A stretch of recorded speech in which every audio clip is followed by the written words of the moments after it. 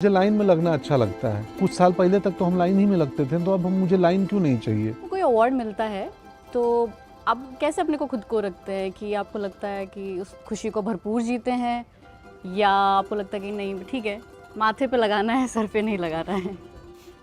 सफलता और असफलता का असर मुझ पे थोड़ा कम होता है, बट चूंकि नेशनल अवार्ड बड़ा विशिष्ट इसलिए हो जाता है क्योंकि सम्मान ये किसी प्रायोजित कंपनी द्वारा नहीं है, और हम जहाँ चाहते थे कि बामुश्किल से सरकारी नौकरी लग जाए, वहाँ पे एक सरकार की तरफ से सम्मान मिले, तो ये तो बहुत बड़ी उपलब्धि है हमारे जैसे साधारण पृष्ठभूमि से आए हुए लोगों के लिए, तो अच्छा लगता है। दो थ्योरीज होती हैं एक्टर्स की। एक ये थ्योरी जिसमें वो कहते हैं कि अपने को ज़्यादा से ज़्यादा दिखाओ, दिलो दिमाग पे छा जाओ ऑडियंस के, और जितना काम मिलता है करते रहो।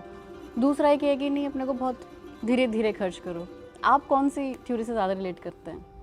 मैं जब संघर्ष कर रहा था, काम पाना चाहता था, काम मिल नहीं रहा था, तब तो हम व्यग्र थे कि कैसे भी काम मिले। हमारी ये भी चाहत होती थी कि यार कहीं मीडिया में नाम लिख दे कोई कि मैंने अच्छी एक्टिंग, एक सीन आधा सीन किया है। अब चूंकि जो वो स्थिति नहीं है, काम पाने की लड़ाई नहीं है, उसके चक्कर में मतलब मुझे पता ही नहीं चला कि कब मैं इतना सारा काम करने लगा और ओवर वर्क हो गया था।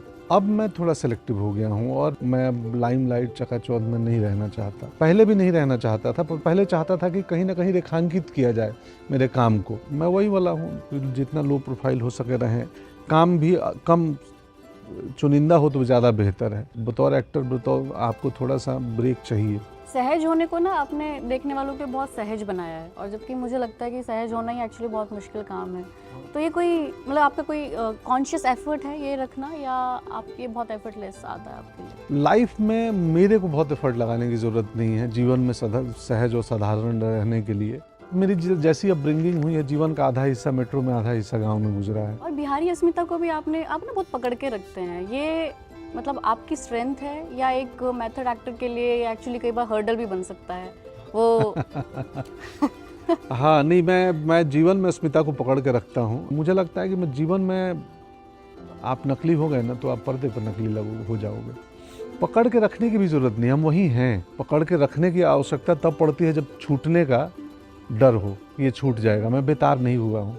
आपने एक इंटरव्यू में ये भी कहा था कि आप कभी अपमानित महसूस नहीं करते हैं। ये कैसे संभव हो सकता है? ये कैसे प्रैक्टिस में आता है? हम भी जानना चाहते हो। पता नहीं, ये बहुत मुश्किल काम है। मुझे भी वो बोल तो दिया था, लेकिन अब रियलाइज होता है, हर कोई इससे जुड़ा सवाल पूछता है कि हाँ, वो प्रैक्टिस कैसे करें, बताइए ज़रा।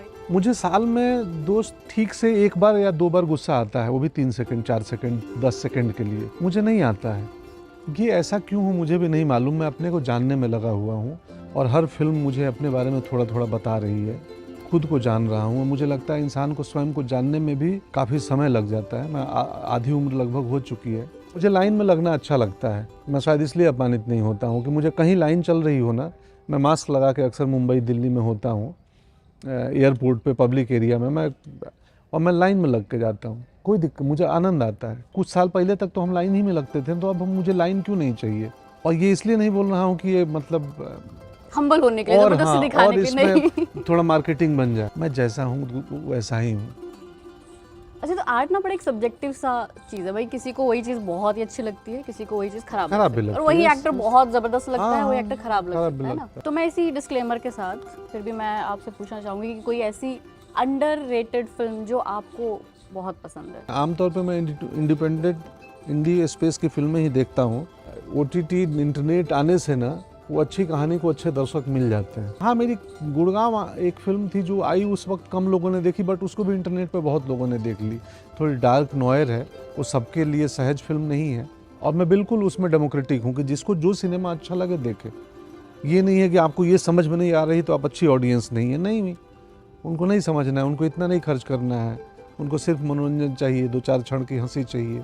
मैं अपनी बात कर रहा हूँ। हम बोलने से लगता है कि मैं कई लोगों, चूँकि हम बिहारियों की आदत है, मैं को भी हम में रिप्रेजेंट करते हैं। तो मुझे लगता है कि जो कहानी का हिस्सा बनता हूँ, मुझे लगता है नीड ऑफ आवर है ये कहानी, ये स्टोरी आनी चाहिए सिनेमा के माध्यम से। फेलियर्स भी हमेशा आते ही हैं सबकी लाइफ में, वो सबकी लाइफ का हिस्सा है। आप उससे कैसे कोप अप करते हैं? देखो जी, ये अब सक्सेस फेलियर तो ये जीवन का हिस्सा है, आना ही जाना है।